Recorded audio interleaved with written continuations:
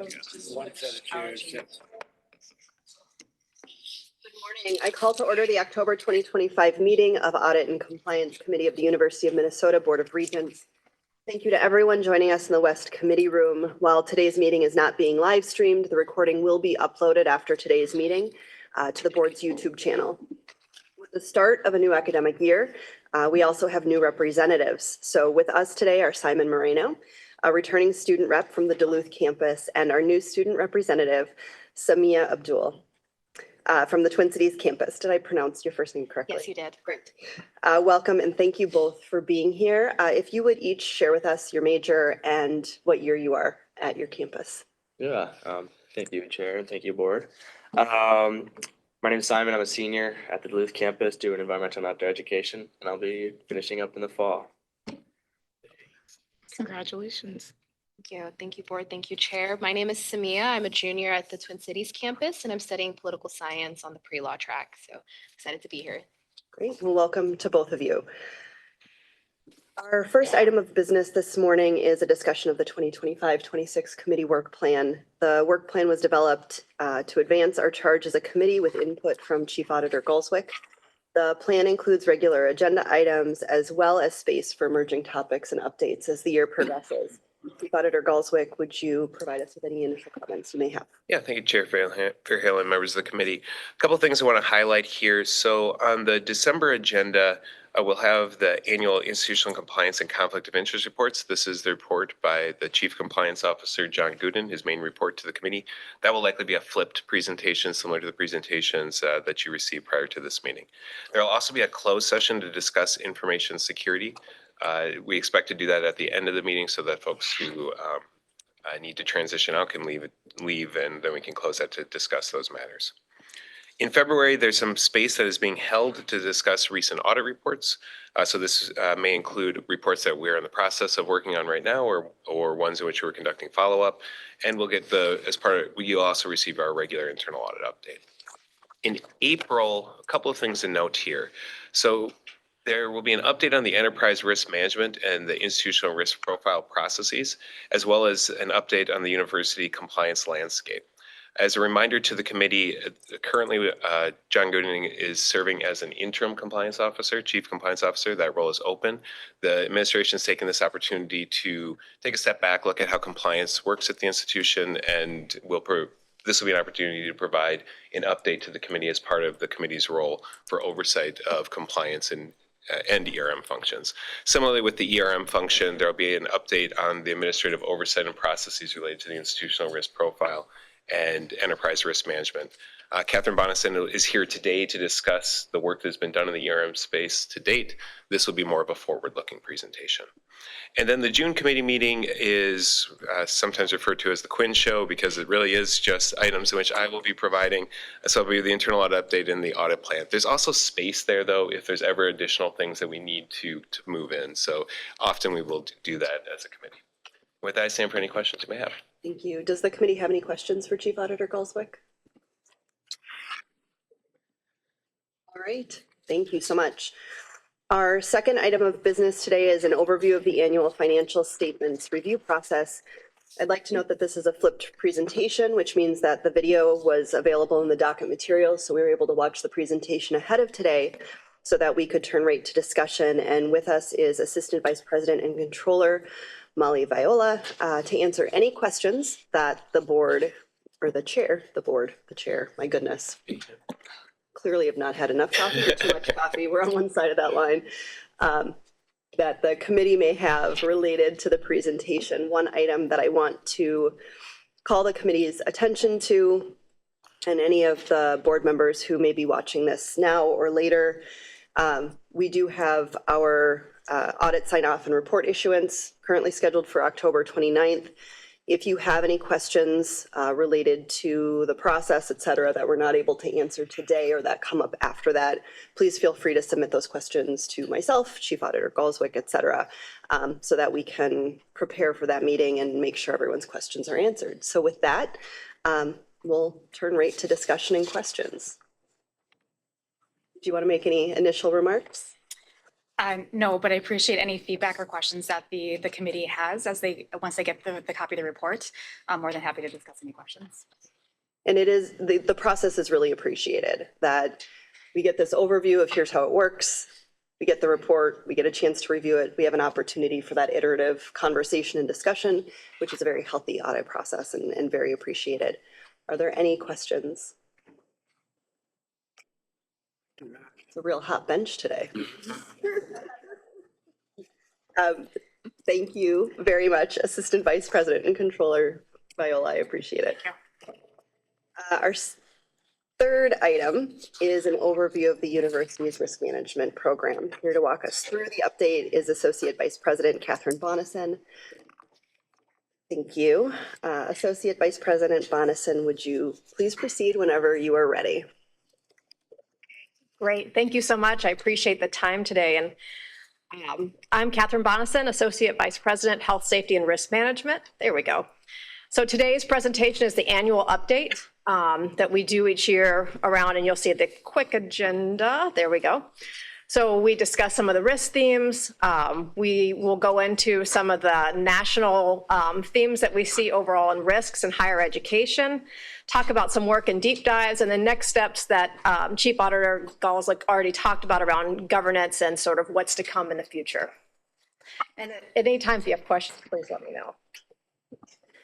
So I'll just go a little bit backwards on ERM, and I know for some of you this is a repeat, and I apologize, but I know we have some new faces. Welcome around the horn, so thank you. But enterprise risk management is fairly new to the University of Minnesota, not new to higher education. Around 80% of our Big Ten colleagues have a formal ERM program. We adopted one in 2022, and so this is it's a new program. We're kind of getting our legs underneath us, and you'll hear a lot about that today, looking for some steering and refinement and adjustments. But what is ERM and why adopt it? So it's just a way to take a lot of the good work that's happening in the units, like you hear from the controller's office and from other offices where they're doing risk management. They're doing it across the university. ERM looks at it across the enterprise. It looks for themes, and it tries to facilitate these conversations with leaders around what are our priorities, how do we mitigate those priorities, and what's our risk tolerance as a university? And then how do we use that information to forward and get to some of our long-term strategic goals? So that's ERM sort of in a nutshell. And like I said, it's fairly new here at the university, and so we appreciate all the feedback and engagement from this committee.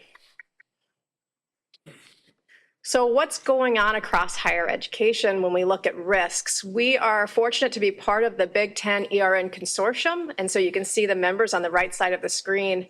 And as part of this consortium, one of the things we talk about is what's happening on your campus, what are your risks, what are you seeing, and what should we all be concerned about? And the good news, the good and bad is, the good news is that the risks that we talk about are not new to the university. They're things that were on our risk profile. They're things that are discussed here on a regular basis. And so, what you're always looking for is there's something that other people are paying attention to that we're just not seeing. And so we don't see that necessarily. The only one that showed up on the Big Ten list is third-party management. That really isn't a priority here at the university.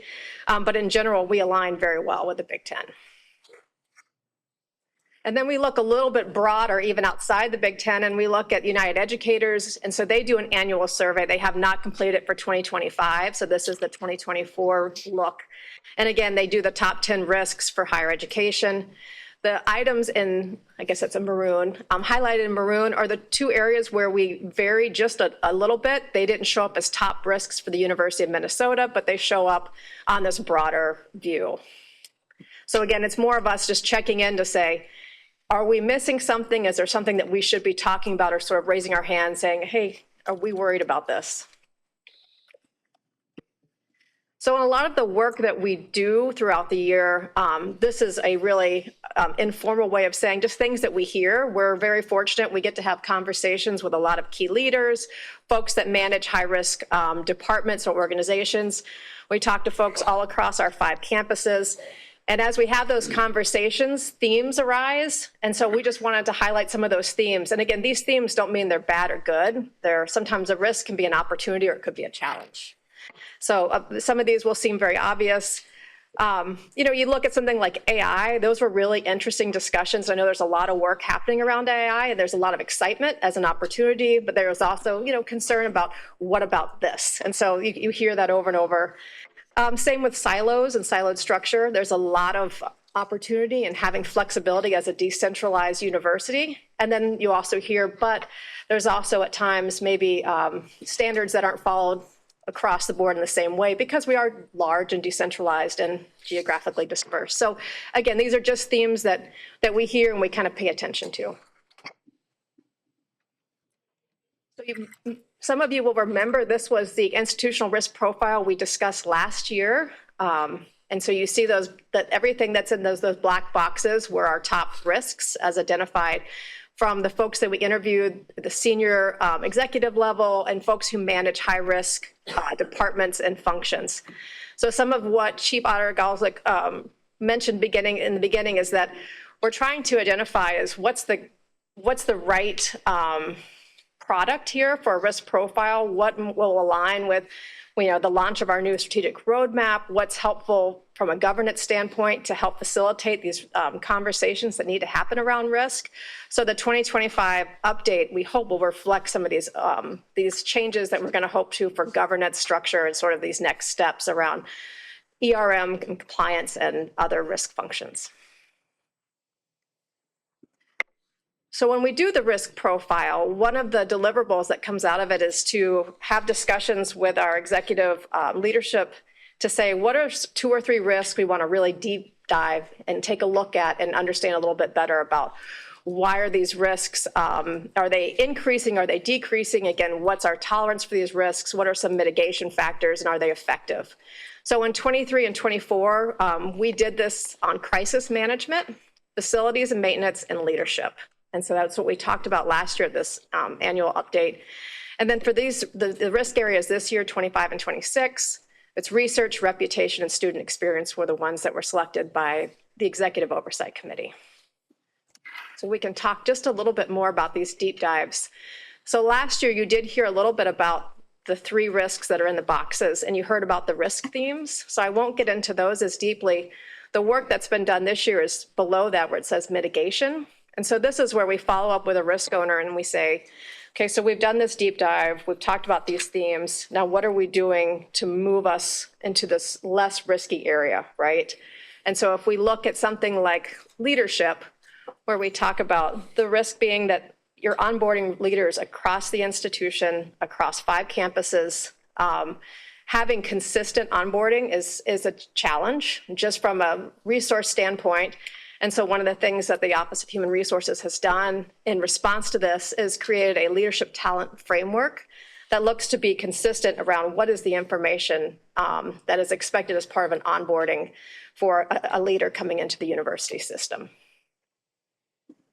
There's other examples, facilities and maintenance. And so again, some of the themes that we saw with facilities and maintenance were lack of resources. So you look at some of the work done in the finance group to have a multi-layered response to how do you fund ongoing maintenance at the university. That just gives you an example of the full cycle of there's a deep dive, there's risk themes, then what are we doing to mitigate it? And we should continue that cycle to review those. It's not a one and done, it's sort of an ongoing plan. So the 25-26 deep dive risk reviews, these are the 3 that we talked about. Again, they're defined there. This work is in progress. We're excited again with the launch of the strategic roadmap and to try to identify if there's ways to do some of this work in parallel to support that, and then to also to support some of the governance changes that are coming to make sure that the work product that comes out really starts us in the right direction to have some deep discussions around these risks that we've identified as worth a deeper review. So as we look forward to what does enterprise risk management do, we're again excited about the launch of the strategic roadmap and excited to understand, as we look through those goals and then align the work that this program does to support those goals. So if the little box or the little, I guess that's an oval over there, talks about exactly how that works. But as we identify risks and we understand how to mitigate them and then we align them with our strategic priorities, I think it helps take away some of the roadblocks to getting from A to B. So our next steps as a team, again, we look forward to working with the administration to better define institutional governance and oversight of the risk structure and to coordinate our initiatives with some of those new strategic plan goals to update our institutional risk profile. And then there's a lot of operational pieces we're doing around just improving our website and the training and the outreach. So with that, I am happy to take any questions the committee might have. Thank you. While folks are gathering their thoughts or forming questions, one question I did have, you mentioned that the industry risk report was 2024, the 2025 had not yet been released. Do you know when that will be expected? It's Chair Verhalen, members of the committee, it usually comes out in the spring of the prior year, so we should see it January, February. So maybe by the April update, we would have that information. Great. Thank you so much. Other questions from the committee?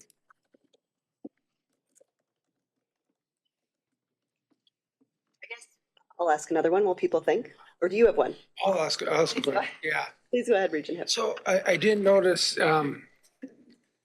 like climate and environmental risk, is that just everywhere or is it not a risk for universities like it is in like some other businesses and industries?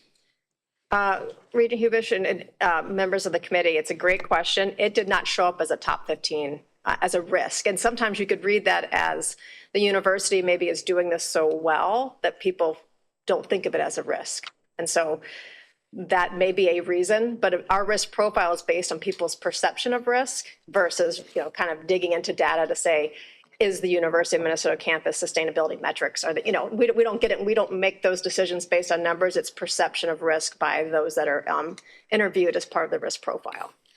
Quick follow-up. Yeah, we had the Northrop collapse from weight of snow, right? Correct. So I mean, that was a big issue. And so I think it is a risk, more so. And we're having these 9-inch rainfalls, whatever. I just want to mention that. So, Very good point. Thank you. for what it's worth. And we had the, stadium go down one time, for when, not our stadium, The but Metrodome. Metrodome. So I mean, it is, anyway, for what it's worth.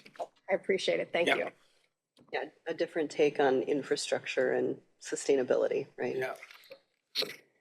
The question I had is, the other question I had was, you provided that infographic, the oval. Yes. And one thing I noticed when reviewing that is it doesn't just end, it does come back around. And so can you just provide a little more detail on how the team goes through that iterative, continuous loop for enterprise risk management? Sure. Chair Verhalen, great question. So the way that, again, being a program that's getting on its feet, the way it should work is as we're doing these deep dives and looking at the risk profile, that you're constantly looking at these risks and you're able to say, okay, here are some metrics that show if you're moving in the right direction. Are the mitigation plans working? Are the steps that we're saying we're going to do, are they effective?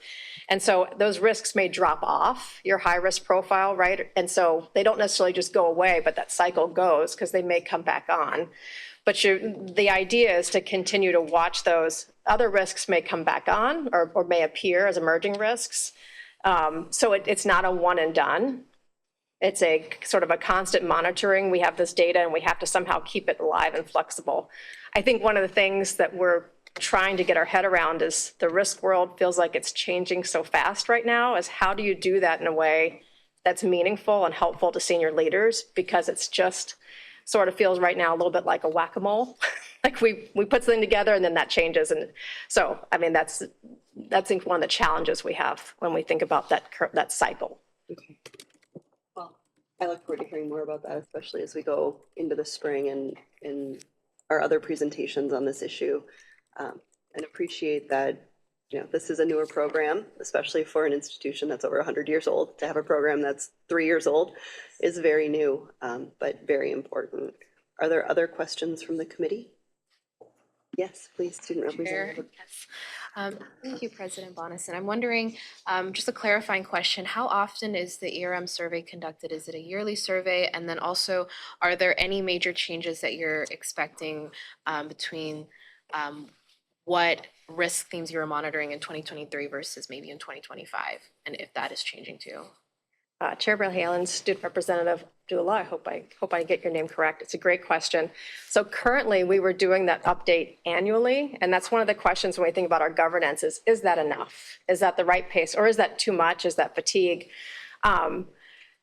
We're right now, we're hitting our senior leaders and managers, but the other question is that the right audience? Are we talking to the right people to make sure that we capture all the risks that need to be captured? And then to your second question of, are there risks that we think will emerge? I think so. And if we were to go back to some of those emerging pieces, like AI didn't show up prominently on the initial risk profile, but I would think that might move up. It's just my opinion. When we think about climate or weather disasters, those might move. Those are things that are probably on the horizon. Great question. Any further questions? All right, thank you, Associate Thank you so Vice much. President Appreciate it. Bonison. We appreciate it. Our next item is an overview of our internal audit process and an internal audit update. This was also a flipped presentation. Thank you, Chief Auditor Galswick, and to your team who've been willing to give these a shot. Audit is a lot of information to take in, and so it's nice to have a little bit of time to sit with it and process it before we show up here. But if you could please proceed with Yeah. our update. Thank you, Chair Verhaelen, members of the committee. I'll hold for any questions related to the overview at the end, so I'll just jump right into my internal audit update. The internal audit update begins on page 30 of your docket materials. As a reminder to the committee, this is the update on internal audit's work and progress on the internal audit plan for the last 4 months. To begin with, in this internal audit summary is on page 32, and here I want to highlight that we have some potential impacts to us being able to complete the audit plan as presented to the committee in June. While we're only slightly behind schedule now, employee leaves have the potential to considerably impact our ability to complete the FY26 audit plan. These leaves are related to the Minnesota Paid Family and Medical Leave programs, and another extended medical leave, and a military deployment that we were just not aware of when we were developing the FY26 audit plan. The precise duration and impacts of these leaves is still unknown, but it could result in up to 5 of our Tier 2 audits from the audit plan not being initiated in FY26, so fairly significant.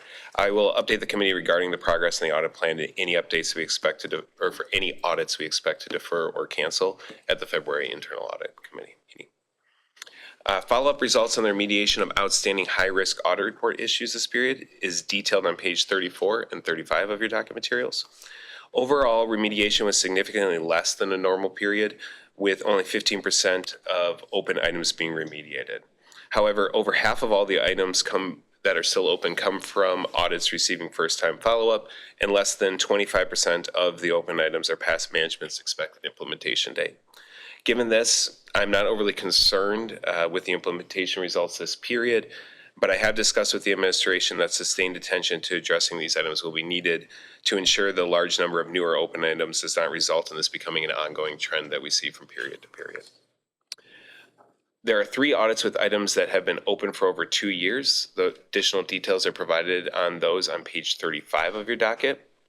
The University Health, Safety, and Risk Management Group, which continues to work to consolidate and oversee the centralization of safety training.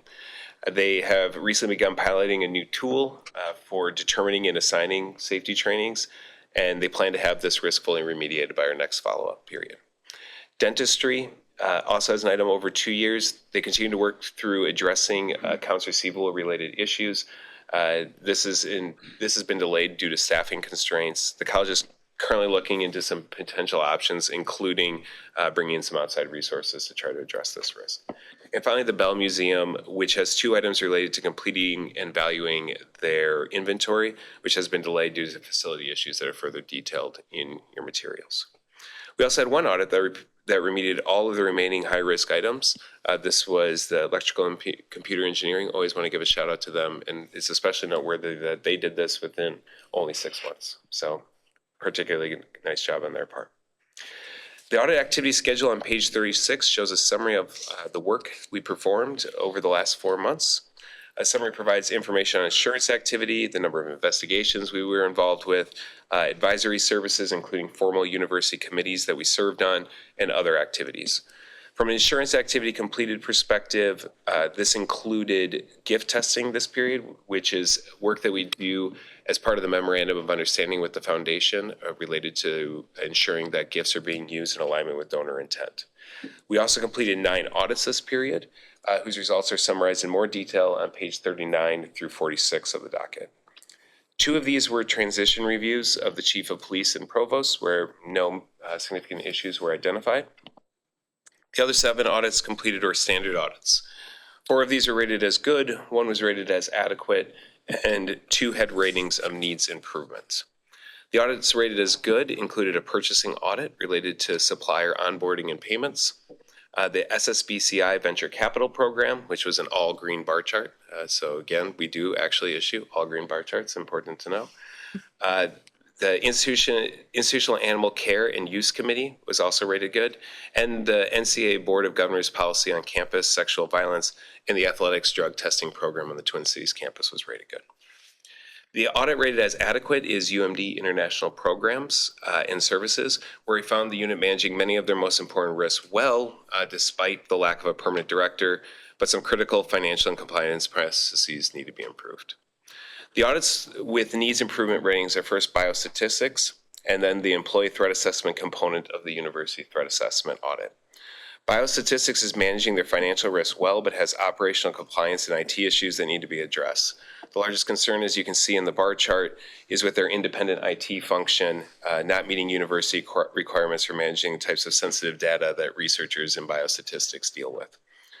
The threat assessment audit reviewed university-wide processes for handling potential concerns of students or employees/affiliates being a danger to themselves or others. This audit found that the student-focused care teams on each campus and the behavioral consultation team on the Twin Cities campus specifically are overall doing a good job of managing risks, despite some opportunities for additional oversight and process improvements. However, employee-focused threat assessment processes need to be improved, especially in the areas of oversight and governance. Management recognized this risk prior to the audit and has already taken steps to improve processes in this space, beginning with establishing a new university-wide threat assessment program that started in July. While this program being implemented is a critical first step, there will be work to do in this space. In some cases, that might take years to create these processes and have them standardized and moved out throughout the institution. The last item to highlight in your docket is the remediation plans referencing PEAK on page 47. This is a schedule that has been requested by the committee and shows all audit reports, management action plans that reference PEAK to address issues identified. There was one new item added to this schedule this period. It relates to ensuring more than one athletics employee receives the background checks on student athletes, which will be implemented once the background check processes have been moved centrally to campus HR. With that, that concludes my remarks, and I stand for any questions you may have on this update or my previously recorded overview of the internal audit process.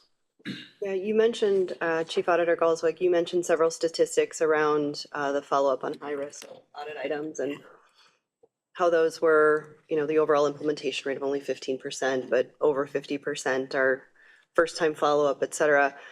The one thing that you didn't note, which I think is worth noting, is that of the 24% that are past management's planned remediation date, that's the lowest level in 3 years. So we're moving in the right direction. Yep. And I think that that's worth noting. So thank you for your team's follow-up on these items to make sure that the units continue to follow up on their audit items. Yeah, thank you, Chair Van Hillen, if I may. Chair Van Hillen, members of the committee.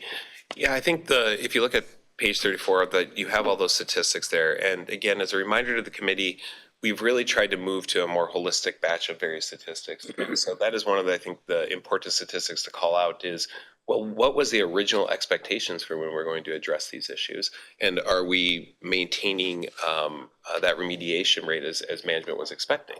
I think the reality is with our follow-up is a number of these issues do take years to remediate, that they know going into that by the nature of these, this is not a quick fix. This is not, we need you to use X form and start using X form and you resolve it. And I think partly that would be highlighted by, of these issues that are outstanding, about 50% are IT related. And so a lot of times this means new systems, new processes, moving things over. This is not something that you do overnight. So management recognizes that when they put together the management action plan. And so, yeah, so the numbers that are past due is one of the lowest one of the lowest levels, even if the implementation rate overall is lower than what we normally expect. Thank you. Yeah. Other questions for Chief Auditor Gulswick?